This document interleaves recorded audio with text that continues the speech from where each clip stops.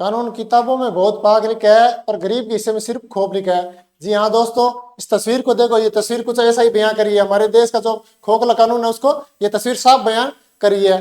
तो अब बात करेंगे जो 4 जून, आज हम बात करने वाले उन्नाव रेप केस, जिसका मुख्य आरोपी है कुलदीप सिंह सेंगर। तो ये घटना है 4 जून 2017 की, उन्नाव क्षेत्र की घटना है। उत्तर प्रदेश का ये क्षेत्र है।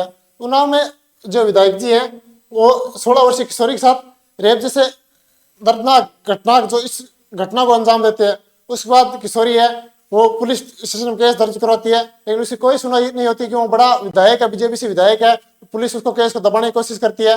फिर पीड़िता अपने न्याय के लिए सीएम हाउस के सामने आत्मदाह करने की कोशिश करती है, लेकिन उसे बचा लिया जाता है। फिर ये मामला पूरा चर्चा में आता है, मीडिया की नजरों में मामला आ जाता है। उसके बाद इस पर जांच होती है और सीबीआई को तुरंत ये जांच सौंप दी जाती है। 13 जुलाई 2018 को सीबीआई को ये जांच सौंपी जाती है। सीबीआई जांच शुरू कर देती है और फिर जो कोर्ट है वो भी स्वतः संज्ञान भी लेता है। फिर इस मामले जांच पड़ताल शुरू होती है, सीबीआई बड़ी जांच करती है और इसी तरह ये जांच चलती रहती है। कुछ समय जांच चलती है, उसके सबूतों को इकट्ठा किया जाता है। उसके बाद कोर्ट में सबूत पेश किए जाते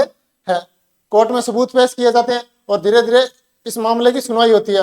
और जब 2019 में ये सुनवाई चल रही थी, उसी समय पीड़िता अपने वकील और 2 रिलेटिव आंटियों के साथ कोर्ट पहुंच रही थी गाड़ी में। उसी समय उसको गाड़ी में मरवाने की कोशिश होती है, ट्रक से गाड़ी चढ़ाने, लेकिन वो वकील को हल्की चोटें आ जाती है और लड़की बच जाती है और जो उसकी 2 रिलेटिव थी उनकी मौत हो जाती है। और इसी तरह जब रेप केस में उसके पिता थे, लड़की के, किशोरी के जो पिता थे, उनको भी जेल में मरवा दिया जाता है।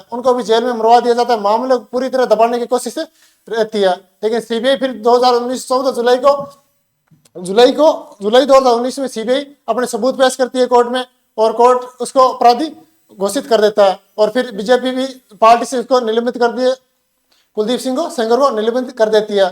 और फिर इसकी जांच होती है और इस कोर्ट से उम्र कैद की सजा सुना देता है।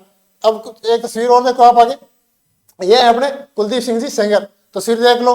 तो ये विधायक थे, अपनी पावर का फुल इस्तेमाल किया, मामले को पूरी तरह दबाने की कोशिश की, लेकिन लड़की ने सीएम हाउस के सामने जब गुहार लगाई आत्मदाह करके, तो इस मामले की पूरी जांच हुई। सीबीआई के सामने ये दोषी हो जाते हैं। सर दोषी हो गए, कोर्ट सजा दे दी, उम्र कैद की सजा दे दी। अब इस पे क्यों चर्चा, वर्तमान ये मामला क्यों गिराया वापिस, इस पे देखो।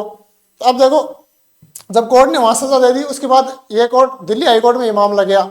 दिल्ली हाईकोर्ट में इसको सुनवाई करता है, सबूतों की गहन जांच करता है। उसके बाद अब सेक्शन 5 कहता है कि जब कोई भी सरकारी विधायक है, एमएलए, एमपी है, जो सरकारी कार्यालय कर्मचारी है, वो अगर इस ऐसे घिनौने कार्यों में शामिल होते हैं तो उनको 20 साल से कम की सजा नहीं हो सकती। और इसी की धारा 3 कहती है कि अगर कोई आम नागरिक है तो उसको 7 साल 7.5 साल की सजा होती है। लेकिन जब इसे कोर्ट ने सजा उम्र कैद की सुनाई तो इसे धारा 5 के तहत इसे सजा सुनाई गई।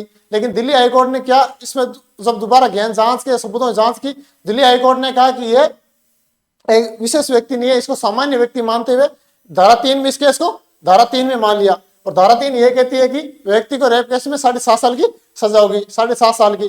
तो कोर्ट कहता है कि इसने 7.5 साल की सजा पूरी कर ली, लेकिन अभी तक ये बरी नहीं हुआ। क्यों, इसमें जो किशोरी का पिता था उनको रेप कस्टडी में मरवाने का आरोप है, उसमें ये 10 साल की भी सजा काट रहा है।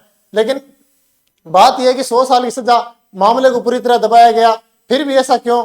अब कोर्ट के 7.5 साल की सजा, पहले न्याय किशोरी उसको सीएम हाउस सामने आत्मदाह करना पड़ता है, उसके बाद फिर से जांच करवाई जाती है। मतलब न्याय को पूरी तरह दबाया जाता है। किताबों में एक कानून हम बच्चों को पढ़ाया जाता है, ये कानून ऐसे न्याय वगैरह, तो कहाँ है न्याय। अगर न्याय होता तो इसको मामले क्यों वो सीएम हाउस के सामने आत्मदाह करती, क्यों उसको ऐसी जरूरत आन पड़ी। तो ऐसी जरूरत आनी नहीं, अगर कानून सच्चा होता है उसको न्याय दिलाता तो वैसा क्यों करती। और अगर हमारे कोर्ट के आदेश भी देखो, अब 7.5 साल इसकी धारा 3 में रखा है। इस पे मामले ने फिर से सोशल मीडिया पर भी जोर पकड़ लिया, मामला फिर से उठा है। अब देखो इस मामले में आगे क्या होता है, जांच चल रही है। लेकिन ये भारत की जो न्याय व्यवस्था है खोखलेपन को उजागर साफ तौर से करती है। ये तस्वीर देखो, अभी जब ये मामला पुनः चर्चा में आया तो देखो घर वाले हैं जो इनके रिलेटिव हैं उस किशोरी के संबंधित है, वो अपने न्याय की गुहार लगाए बैठे हैं। ठंड में देखो किस तरह ये अपने न्याय की गुहार लगाने के लिए बैठे हैं। और लेकिन इस पे सरकार इस मामले दबाने की कोशिश करी है और कोर्ट ने भी ऐसा फैसला दिया है। लेकिन ये देखो प्रिजन, आप तस्वीर देखो, आराम से देखो कैसे सर्दी, इतनी सर्दी, कड़ाके सर्दी में भी अपने न्याय के लिए, अपने बच्चे के न्याय के लिए बैठे हैं। लेकिन अभी तक ये मामला जोर, अगर मीडिया का मामला ये नहीं आता तो सरकार इसको कब का दबा चुकी होती, लड़की को भी न्याय नहीं मिलता। तो क्या यही न्याय व्यवस्था हमारी? क्या ऐसे बच्चा सरकार है वो नारी सशक्तिकरण करेगी? वैसे तो बड़े बड़े बयान देते हैं हम नारी सशक्तिकरण के लिए करें, वो करें, ये कर रहे हैं, आप नारी सशक्तिकरण ऐसे कर रहे हैं, ऐसे विधायकों को जगह देकर, ऐसे विधायकों को छुड़वाकर आप नारी सशक्तिकरण करना चाहते हैं। तो ये अच्छा नारी शक्ति, देखो सरकार ऐसे करती है नारी शक्तिकरण, भाषण बड़े बड़े हैं, पोस्टरों में बढ़िया नारी का विकास किया जा रहा है, लेकिन देखो नारी का विकास कैसे हो रहा है। और ये एक दिन की घटना नहीं है, रेप केस में इंडिया नंबर 1 ही है, और जिसमें से लगभग प्रदेशों में रेप केस नंबर 2 मामले कम है, रेप केस ज्यादा है। और इन ऐसे कितने, ये तो एक आधा है कि किशोरी ने हिम्मत की, बढ़िया सीएम आत्मदाह करने की कोशिश की तो मामला उजागर हो गया। ऐसे कितने ही मामले जिनको दबा दिया जाता है, वो पैसों पावर का इस्तेमाल करके ऐसे मामलों को दबा दिया जाता है। तो इस न्याय व्यवस्था को, लड़कियों को न्याय मिले, किसी को जो सजा कोर्ट ने दी उसको कम करने की क्या जरूरत भाई?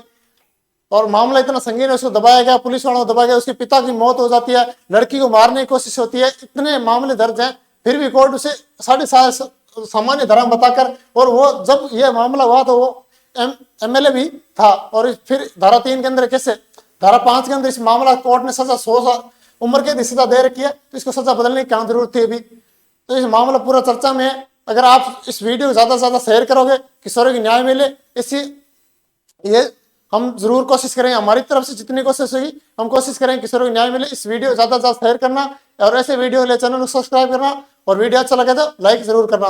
सभी साथियों नमस्कार, जय हिंद।